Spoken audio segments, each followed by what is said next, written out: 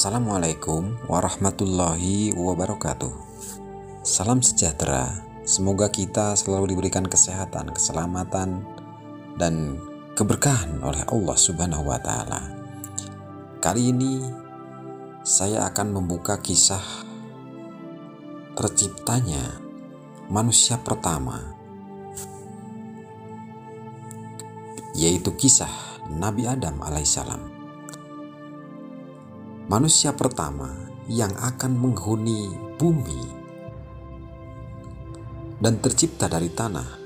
Allah Subhanahu wa Ta'ala memuliakannya dengan memberi pengetahuan tentang semesta. Nabi Adam alaihissalam diberi banyak pengetahuan yang akan menjadi mukjizatnya. Wujud Nabi Adam alaihissalam diciptakan sempurna serta lengkap. Namun Nabi Adam alaihissalam memiliki tubuh yang tinggi, berbeda dengan manusia saat ini. Tinggi badannya mencapai 60 hasta atau sekitar 18 meter. Sangat tinggi dibandingkan kondisi tubuh manusia pada umumnya. Jadi bisa menjelaskan juga kenapa Ka'bah sangat tinggi dan besar pintu masuknya. Para nabi setelah Nabi Adam juga pasti memiliki postur tubuh yang sangat hampir mirip. Mukjizat pengetahuan yang dimiliki Nabi Adam alaihissalam diterangkan pula dalam Al-Quran, dan dia mengejarkan kepada Nabi Adam nama-nama atau benda seluruhnya. Quran Surat Al-Baqarah ayat 31. Dalam Al-Quran juga diceritakan tentang penciptaan Nabi Adam dan Siti Hawa, tentang bagaimana sampai mereka diturunkan ke bumi dan memiliki anak-anak.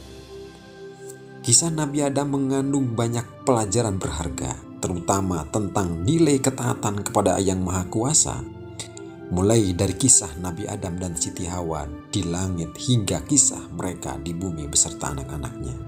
Nilai ketaatan seorang hamba pada Sang Pencipta banyak terkandung dalam ceritanya. Dikisahkan dalam kitab suci Al-Quran bahwa Allah bercakap-cakap dengan malaikat. Allah memberitahu malaikat bahwa akan ada penciptaan makhluk yang dinamai manusia. Manusia akan mengemban tugas sebagai khalifah di bumi. Malaikat protes, tidak setuju dengan hal yang direncanakan. Malaikat yakin kalau manusia hanya akan membawa bencana bagi bumi. Mereka akan membuat kerusakan, permusuhan, juga pertumpahan darah. Malaikat merasa keberadaan dirinya saja sudah lebih cukup sebagai ciptaan Allah, karena mereka senantiasa bertasbih, memuji dan mengagungkan Allah Subhanahu wa Ta'ala. Allah berfirman bahwa Dia mengetahui apa-apa yang tidak diketahui oleh malaikat. Seperti kita ketahui, manusia itu tercipta dari saripati tanah. Demikian juga yang diciptakan dalam Al-Quran Surat Al-Sajdah ayat 7-9, yang memperindah segala sesuatu yang diciptakan dan yang memulai penciptaan manusia dari tanah.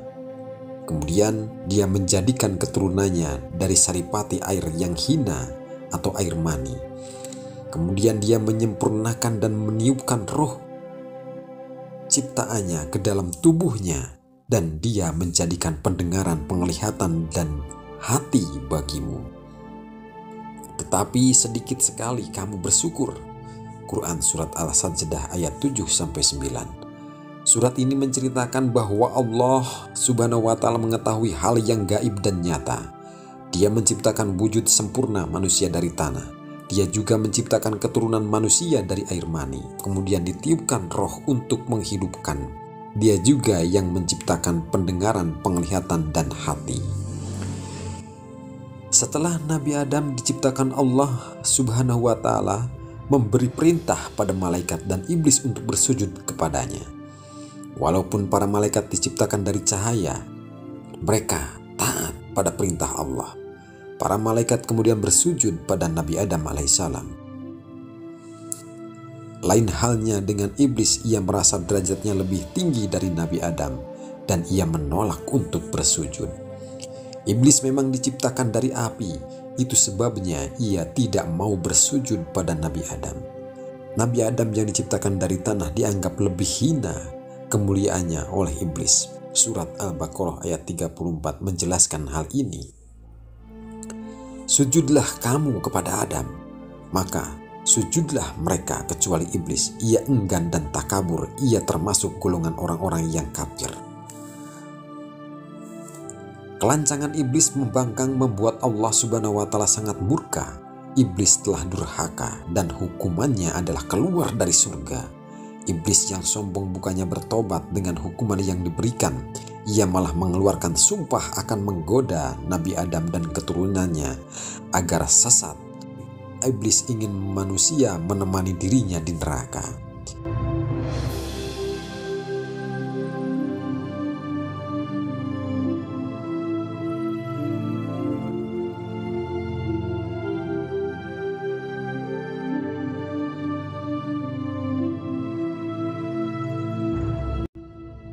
Nabi Adam dianugerahi usia yang panjang oleh Allah Subhanahu wa Ta'ala. Banyak riwayat yang menceritakan bahwa Nabi Adam diberi usia hingga 1000 tahun.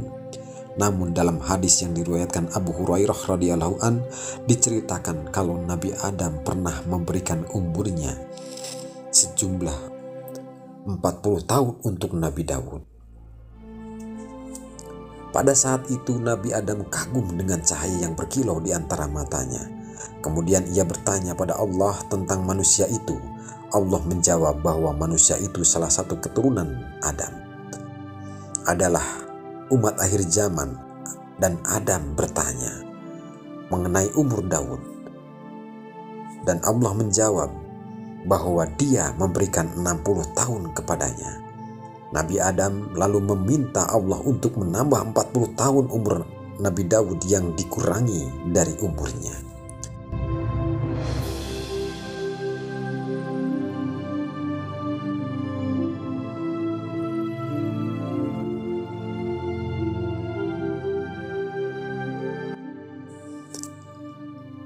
Nabi Adam memiliki segalanya di surga. Adam bisa mengambil dan menikmati apa saja yang ada di dalamnya. Walaupun begitu, Nabi Adam sangat kesepian. Kodratnya sebagai manusia yang butuh pada manusia lain muncul. Adam menginginkan teman untuk menemani hari-harinya. Mengetahui Adam yang kesepian, Allah akhirnya menciptakan Hawa.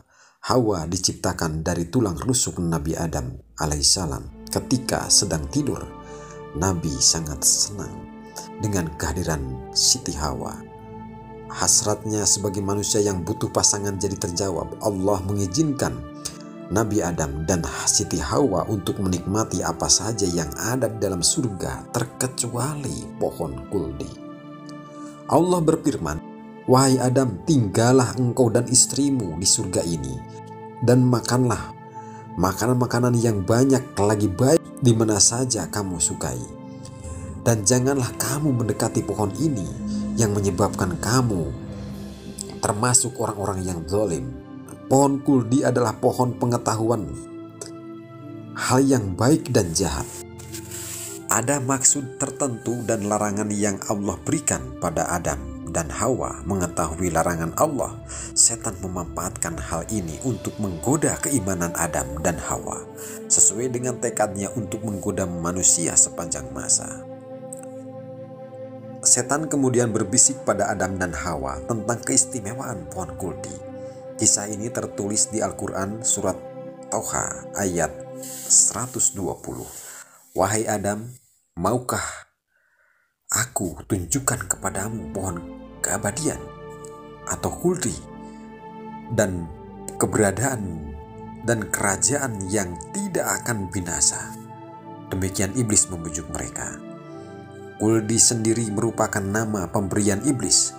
Iblis menghasut Adam dan Hawa dengan mengatakan maksud Allah melarang mereka, bahwa Allah disebutkan oleh iblis tidak mau membuat Adam dan Hawa kekal. Iblis dengan penuh semangat merayu mereka untuk memakan buah terlarang itu. Adam dan Hawa yang dilengkapi dengan nafsu sebagai manusia akhirnya tergoda. Rayuan iblis berhasil menggoyahkan keimanan mereka dan jadi tidak taat pada Allah Subhanahu wa Ta'ala. Ketika Nabi Adam dan Siti Hawa memakan buah kuldi, sesuatu yang memalukan terjadi. Nabi Adam dan Siti Hawa menyadari kalau tubuh mereka jadi telanjang. Selain itu, Adam juga merasakan sakit perut yang hebat. Adam baru merasakan rasa ingin buang hajat dan ia kebingungan. Surga adalah tempat suci, tidak sepantasnya dia mengotorinya. Demikian yang ada dalam pemikiran Adam. Allah kemudian menyindirnya atas keinginan tersebut, sekaligus juga menyindir tentang ketidaktaatannya. Surat Al-A'raf ayat 22-23 menceritakan kejadian ini. Dalam surat ini Allah mengingatkan akan kelarangannya pada Nabi Adam, juga mengingatkan Nabi Adam akan peringatannya tentang kebusukan setan. Nabi Adam kemudian memohon ampun dan bertaubat pada Allah Subhanahu wa Ta'ala. Diceritakan Siti Hawa digoda iblis dalam wujudnya yang berupa ular. Namun tidak dijelaskan siapa dahulu yang memakan buah terlarang itu. Ada yang meyakini kuldi adalah pohon apel yang diambil dari bumi. Karena itu kuldi disebut memiliki sifat bumi atau tanah, yaitu sifat dasar tanah. Tanah disebut sebagai tempat yang pantas untuk membuang kotoran. Buah kuldi bisa membangkitkan hawa nafsu dan membuat lupa diri. Allah melarang Adam memakan buahnya karena bisa membuat dirinya jadi kotor. Kotor dalam artian nafsunya ternoda dan mempengaruhi sifat dasar manusia yang penuh dengan ketidakpuasan. Bisa dikatakan bahwa pohon kuldi diciptakan sebagai cobaan bagi Adam dan Hawa, ujian dari ketaatan seorang hamba pada penciptanya. Namun terlepas dari itu semua, Allah Subhanahu wa Ta'ala memang menakdirkan manusia untuk turun ke bumi dan menjadi pemimpin di tempat itu. Manusia diciptakan bukan dengan maksud untuk pemimpin di surga. Meskipun Adam dan Hawa telah bertaubat, Allah Subhanahu wa Ta'ala tetap memberikan hukuman pada mereka yang turun ke bumi. Turunlah kalian dari surga menuju bumi, dan kalian akan menjadi musuh satu sama lain. Kalian akan memiliki tempat tinggal di bumi sampai batas waktu yang tertentu. Quran Surat Al-A'raf ayat 24-25. Nabi Adam dan Siti Hawa tidak diturunkan pada tempat yang sama. Nabi Adam diturunkan di puncak Bukit Sripada di daerah Sri Lanka, sedangkan Siti Hawa diturunkan di daerah Arab. Mereka berdua bingung dan sedih karena diturunkan terpisah. Namun Adam dan Hawa yakin satu sama lain akan saling bertemu lagi. Lalu setelah 40 hari mereka juga dipertemukan kembali oleh Allah di Jabal Rahmah. Nabi Adam dan Hawa memulai kehidupan baru sebagai manusia biasa. Diceritakan mereka diturunkan ke bumi dengan membawa dosa atas ketidaktaatannya di surga. Disebutkan pula Allah menghukum Adam akan bersusah payah untuk mencari nafkah. Dan Hawa dihukum akan merasakan sakit pada saat melahirkan anak-anaknya. Sedangkan ular yang menggoda mereka dihukum berjalan dengan perut selamanya di bumi. Dosa yang akhirnya menjadi takdir bagi manusia, kaum laki-laki dengan kewajiban menafkahi dan kaum wanita berkewajiban mengurus anak-anaknya. Nabi Adam dan Siti Hawa kemudian belajar bercocok tanam, juga cara bertahan hidup di bumi.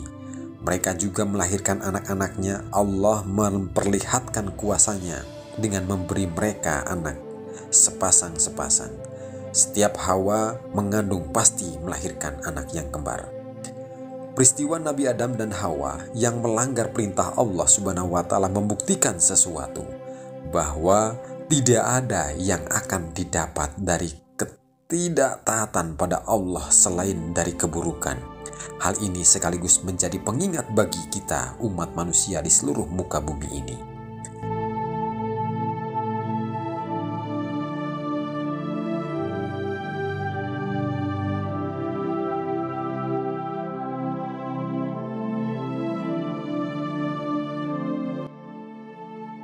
Ada cerita menarik dari peristiwa turunnya Nabi Adam dan Siti Hawa ke bumi.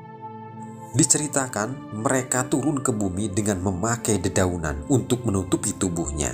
Ketika berada di bumi, dedaunan itu jadi kering dan kemudian rontok. Dipercaya segala wewangian yang tercium di Hindia berasal dari daun-daun tersebut. Adam dan Hawa menjalani kehidupan sebagai manusia biasa. Setelah bertemu, Allah Subhanahu wa Ta'ala kemudian memberikan 8 pasang lembu dan 2 pasang kambing dan 2 pasang domba pada keduanya. Allah mengajarkan kepada mereka untuk memerah susu hewan-hewan itu. Susu tersebut kemudian bisa mereka minum. Allah juga memberi perintah pada Adam untuk menggunakan bulu-bulu hewan itu sebagai pakaian. Adam dan Hawa sadar kenikmatan dunia sudah ada. Adam dan Hawa sadar kenikmatan dunia sudah tidak ada lagi. Mereka pun menangis sedih. Dari air mata mereka tumbuhlah kacang tanah dan kacang hijau. Adam lalu menyadari kesulitannya untuk mengetahui waktu-waktu beribadah. Dia lalu mengadu pada Allah tentang masalah ini. Allah Subhanahu wa Ta'ala kemudian memberi seekor ayam putih sebesar unta dari surga. Ketika para malaikat di surga bertasbih, ayam putih itu ikut bertasbih atau berkokok di bumi. Berkat ayam putih itu, Adam alaihissalam jadi mengetahui waktu-waktu beribadah di bumi. Untuk melindungi mereka dari panas dan dingin, Adam lalu menebang pohon-pohon kayunya ia pakai untuk membangun rumah. Adam juga membuat sumur untuk mengambil air. Allah kemudian menurunkan 21 lampiran tentang hukum halal dan haram memakan daging binatang tertentu. Kemudian diturunkan pula 29 huruf hijaiyah. Dan manusia tidak dapat mengurangi atau menambah hurufnya. Ketentuan Allah ini sangat jelas dan tidak ada yang bisa mengubahnya. Adam lalu belajar huruf-huruf itu untuk bisa membaca lampiran yang diturunkan Allah Subhanahu wa Ta'ala. Siti Hawa kemudian merasakan proses mengandung. Ia terkejut ketika janin yang di perutnya bergerak-gerak. Hawa tidak yakin dari mana tempatnya yang bergerak itu, di perutnya itu akan keluar. Ketika waktu melahirkan tiba, Hawa merasakan proses sakitnya. Hawa melahirkan anak kembar Habil dan Layutsa. Waktu mengandung anak yang kedua pun tiba. Hawa melahirkan anak kembar Kabil dan Iklima. Sepasang anak laki-laki dan perempuan selalu dilahirkan olehnya. Diciptakan Hawa melahirkan dan mengandung sejumlah 20 bilangan. Setiap melahirkan pasti sepasang, laki-laki dan perempuan. Diceritakan juga anak yang dikandung Hawa sebanyak 200 orang. Semua dilahirkan kembar kecuali Syed yang memiliki Nur Mustafa Sallallahu Alaihi Wasallam di keningnya. Dikisahkan juga anak cucu Nabi Adam bertambah terus hingga 40.000 orang laki-laki dan perempuan. Pada saat anak cucu Adam berkembang banyak, terjadilah pertengkaran dan pertikaian. Maka Allah memberinya tongkat dari surga untuk mendidik mereka yang membangkang.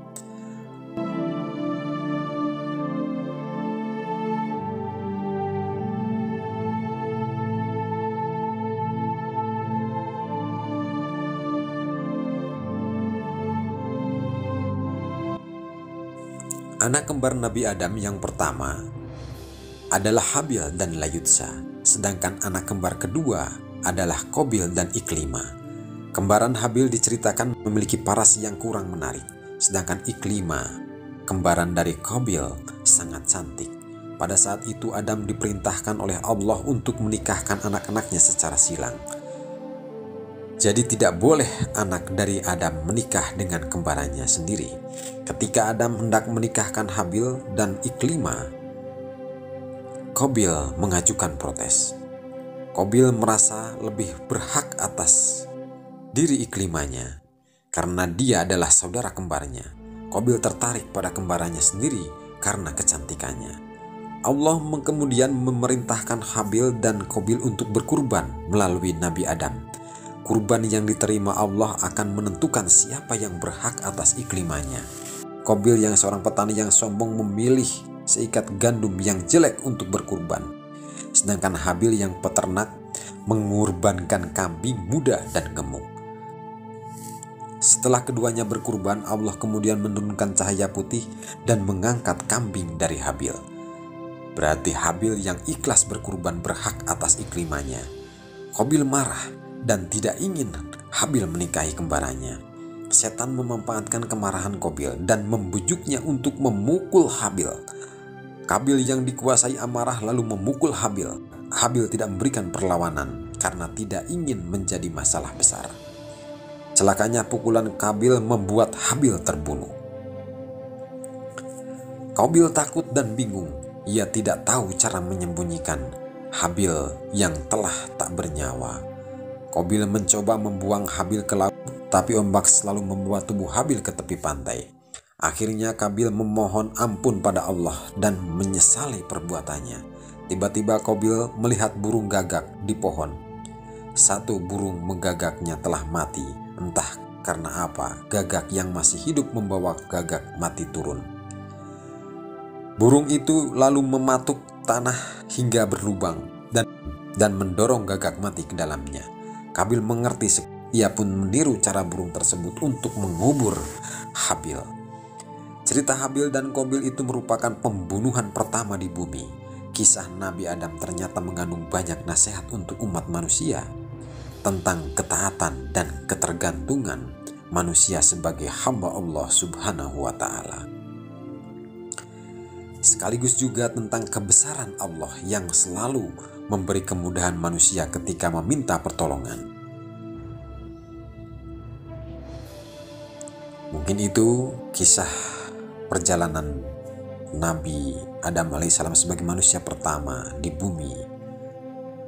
Semoga video ini bisa bermanfaat untuk semuanya.